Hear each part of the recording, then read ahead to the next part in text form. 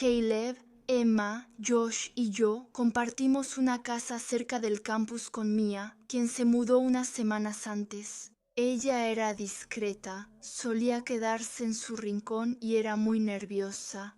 Ella se sobresaltaba con ruidos fuertes o si alguien llegaba por detrás sin avisar. Todos lo notamos, pero nadie le puso atención. Ese viernes estábamos en la sala tomando cervezas cuando Caleb habló de un video de bromas que vio en redes sociales. Unos chicos simulaban robar la casa de un amigo dormido para asustarlo mucho. Deberíamos hacerle eso a Mia, se rió Emma. Se asustaría tanto que casi tocaría el techo. Estábamos demasiado borrachas para pensar bien, así que todas asentimos con la cabeza. Caleb fue a buscar una máscara de esquí de su disfraz de Halloween y un cuchillo falso, del mismo material, de plástico obviamente, pero en la oscuridad fácilmente podía parecer real. El plan era sencillo. Caleb entraría con la máscara, yo grabaría con mi celular y luego nos reiríamos. Quizá hasta subiríamos el video si era gracioso. A las 11:30, Mia se fue a dormir. Esperamos 15 minutos y luego Caleb se puso la máscara. Azotó la puerta y cruzó la casa ruidosamente, como si forzara la entrada. «Quédate tranquila y no te pasará nada», gritó. Oímos como la puerta de la habitación de Mia se cerró de golpe. Caleb nos miró sonriente bajo su máscara y entró al pasillo. Seguí grabando. Emma y Josh iban detrás de mí. Caleb derribó la puerta de la habitación de Mia y entró corriendo con el cuchillo falso. Lo que siguió duró unos 3 segundos, pero recuerdo todo.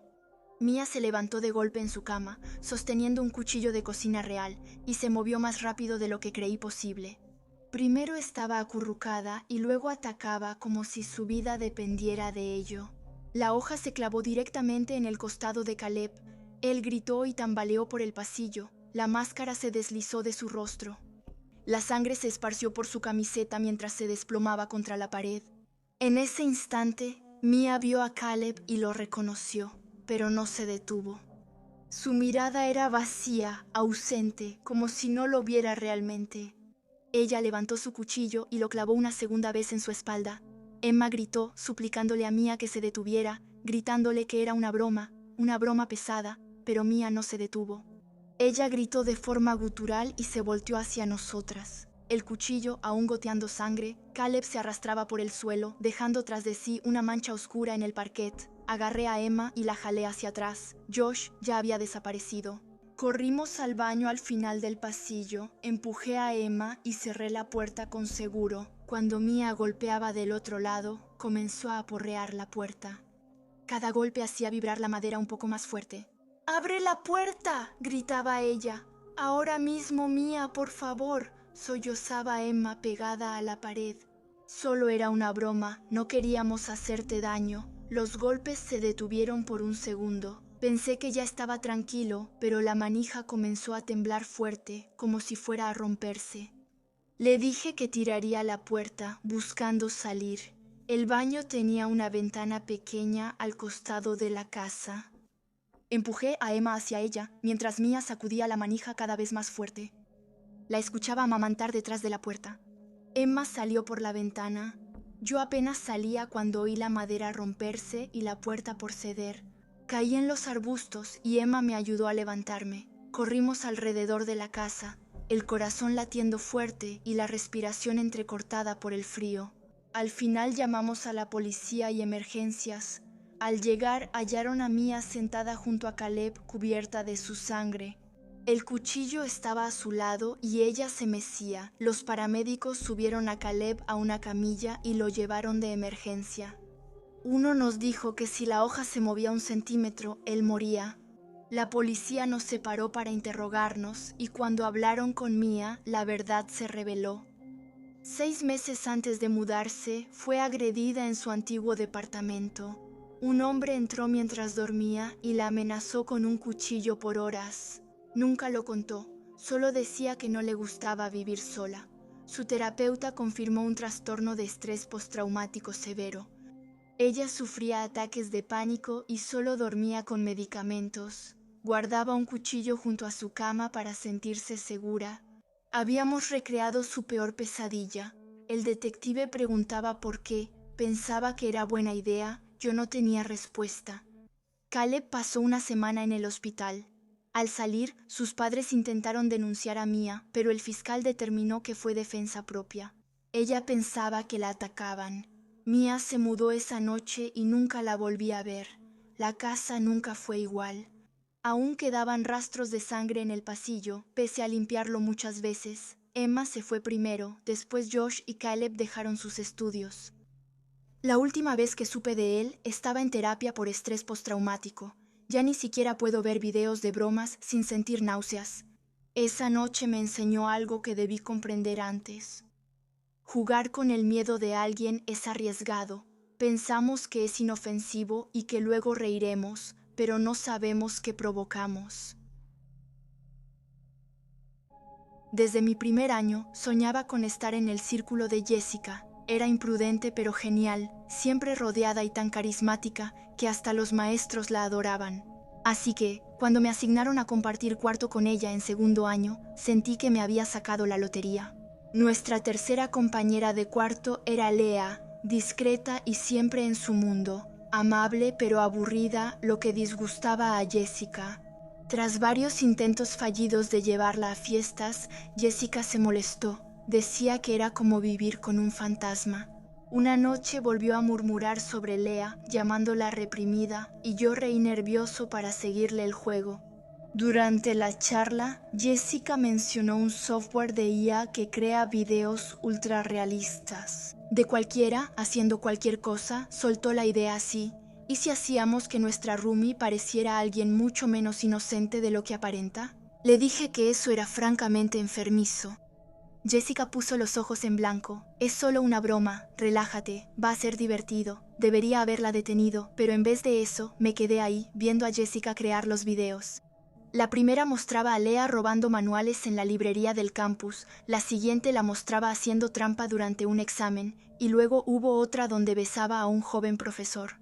Por la mañana, los videos ya circulaban en grupos de chat, foros del campus e incluso correos de profesores. Durante la comida, grababan a Lea al pasar y le ponían leyendas como mentirosa detectada. La vi esa noche, destrozada, con ojos rojos y manos temblorosas, como si hubiera llorado horas. No soy yo, jamás haría eso, repetía ella.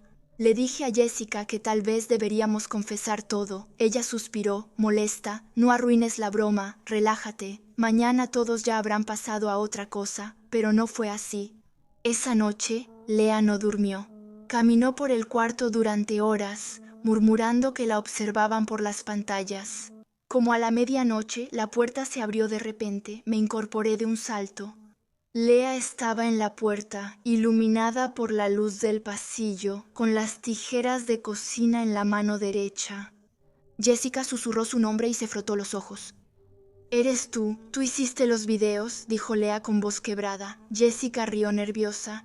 «Ok, cálmate, nadie inventó nada, estás entrando en pánico por nada». Lea gritó que estaba mintiendo, que sabía que había usado ese programa. Intenté calmar la situación. «Era mi cara», gritaba Lea, «mi vida, por favor, suelta las tijeras, podemos arreglarlo, está en todas partes», sollozaba Lea. «La gente no deja de hablar de eso». Matthew rompió mi tarea y dijo que fingir no servía. Si me acuesto para sacar buenas notas, el decano quiere verme mañana. Pensé que podría terminar todo esta noche.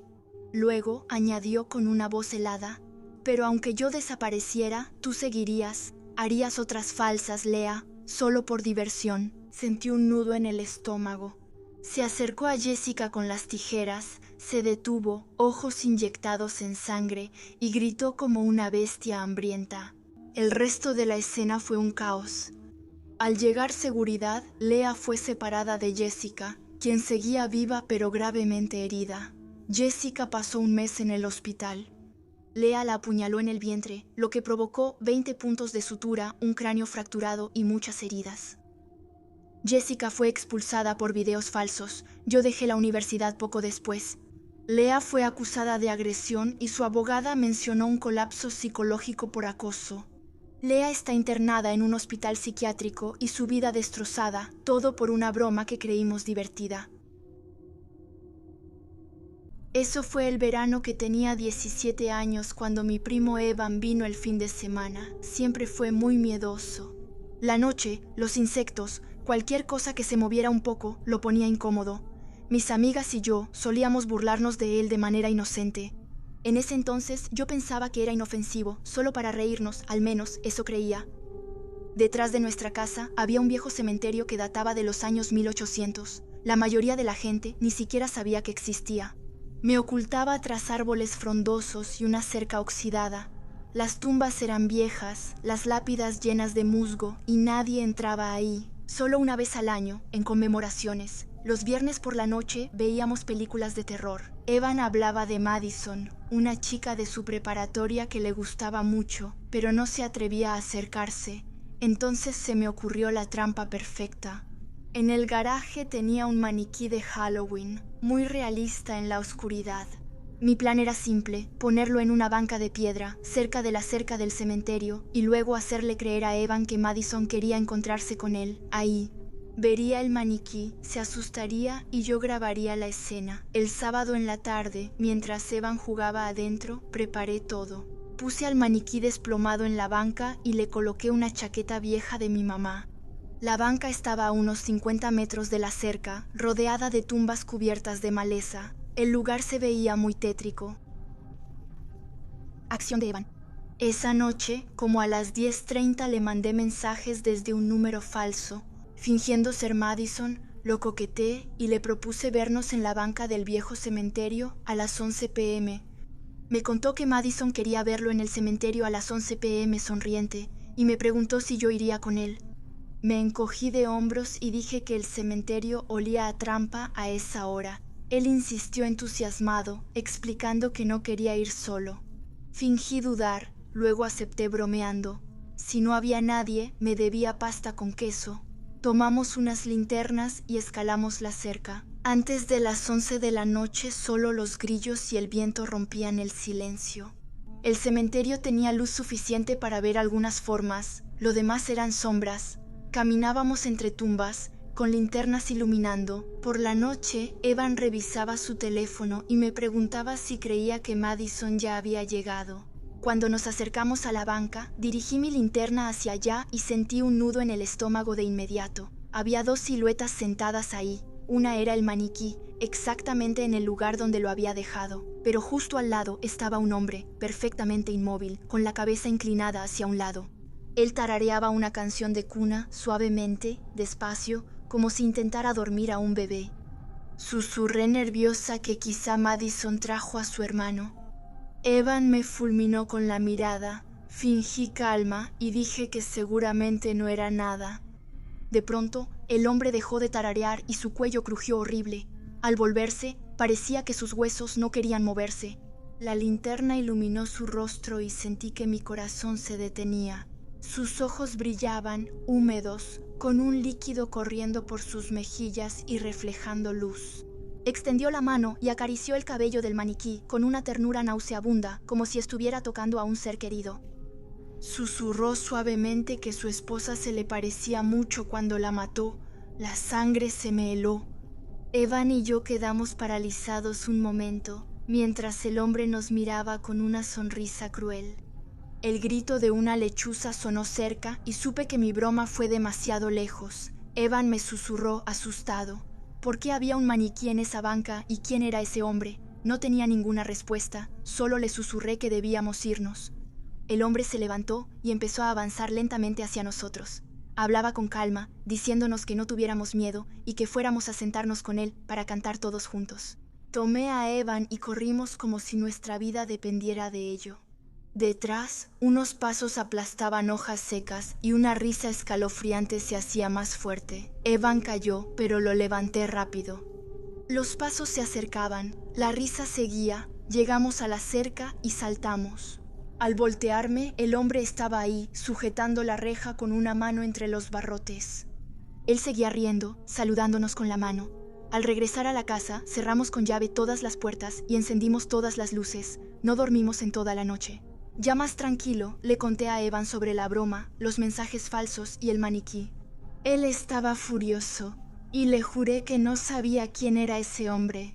A la mañana siguiente, Me di cuenta de que había perdido mi teléfono. Tuve que regresar al cementerio, sola, a plena luz del día. El maniquí había desaparecido. La banca estaba vacía. Mi teléfono estaba tirado en el pasto, con la pantalla rota. Nunca le dije nada a mis padres. Sabía que me reprocharían por haber sido tonta y por haber puesto nuestras vidas en peligro. Eva no me habló una semana. Hasta hoy, él nunca se queda afuera después de oscurecer. Sé que él también piensa a menudo en ese hombre, en la forma en que acariciaba el cabello del maniquí como si fuera algo precioso y en lo que dijo que le hizo a su esposa. Hace 5 años, mi mamá comenzó a salir con un hombre que conoció en un sitio de citas. No tengo problema con las citas en línea. En esa época, yo misma acababa de empezar a salir con una mujer que después se convirtió en mi esposa, y también nos conocimos en línea. A mi novia y a mí nunca nos agradó ese hombre. Desde el primer día, algo nos molestaba de él. No lo encontrábamos malo ni agresivo, simplemente extraño. Era triste, callado, solía cerrar los ojos y decir cosas inusuales. Por ejemplo, le ofrecía un chocolate a mi compañera, luego él tomaba uno, lo metía en la boca, cerraba los ojos y gemía suavemente. Ese comportamiento es casi inapropiado mientras se derretía. Eso me recordaba a personas con discapacidad que conocí, lo digo sin intención peyorativa. Me preguntaba si ese hombre realmente controlaba sus pensamientos y palabras. Un día, mi esposa y yo visitábamos a mi madre cuando la llamaron de urgencia al trabajo. Nos quedamos en la casa esperando. Su pareja estuvo presente, pero pasó horas encerrado en su cuarto. A veces escuchábamos ruidos, pero la mayoría del tiempo solo estaba acostado, sin moverse. Eso nos hizo sentir muy incómodos, sin saber cómo reaccionar. Terminamos esperando y pensando que quizá deberíamos ser más acogedoras la próxima vez. Antes de Navidad, mi mamá y ese hombre empezaron a tener problemas. Mi esposa y yo estábamos en su casa para las fiestas. Ella nos contó todos sus problemas con él. Escuchamos atentamente, dimos nuestra opinión y sugerimos que tal vez estaría mejor sin él. En realidad, ella ya había tomado su decisión, había planeado romper con él la noche de Nochebuena. No pude evitar sonreír. Ella planeó todo detalladamente, incluso el día, y nos lo explicaba para obtener nuestra aprobación. Me hacía sonreír que ella nos invitara a su casa para el fin de semana de fiestas. Íbamos a vernos justo después de la ruptura. No podía evitar pensar en el peor escenario. Dormimos en casa de mi mamá y en Navidad fuimos temprano a casa de mi papá. No planeábamos quedarnos ahí, pero una fuerte nevada nos dejó atrapados, lo que al final resultó ser una buena sorpresa. Evitamos hablar de la ruptura la noche anterior y al amanecer nos fuimos, aliviadas de no quedarnos en casa de mi papá. Al día siguiente, cuando las carreteras se despejaron, nos fuimos. Mi esposa propuso pasar a ver a mi mamá para asegurarnos de que estuviera bien. Ella tenía un mal presentimiento sobre ese excompañero y no estaba equivocada. Ese fin de semana fue inquietante, fiestas, nieve fresca y movimientos familiares. Con mi mamá y ese hombre aislados, el riesgo parecía más real. El coche de mi mamá estaba en la entrada, pero no significaba mucho. Vive cerca de su trabajo y a veces va caminando, pero nunca cierra la puerta con llave, lo que me exaspera. Así que simplemente entramos. Fue ahí donde vimos un líquido rojo saliendo del dispensador de agua del refrigerador. La bandeja de goteo se llenó y el líquido se desbordó al suelo. Mi esposa gritó y yo entré en pánico por un momento. Realmente pensé que algo horrible había pasado. La casa tenía una luz extraña y estaba silenciosa. Llamé su nombre, pero no hubo respuesta. Sentía una fuerte angustia y no podía ignorar lo peor. Con aprensión abrí el congelador. Adentro había una bolsa de cerezas congeladas, abierta y mal colocada, que se había caído contra el dispensador de hielo y había empezado a derretirse. Mi mamá solo se estaba duchando para calentarse. El excompañero ya no estaba ahí. Le contamos la historia de las cerezas y quedó perpleja. Nos miró raro y pidió que le mostremos. Entonces nos aseguró que nunca había comprado cerezas congeladas, que no le pertenecían, Pensamos que ese hombre las compró, las abrió y las puso en el congelador a propósito para que se derritieran y causaran esa impresión inquietante, como un gesto silencioso con significado.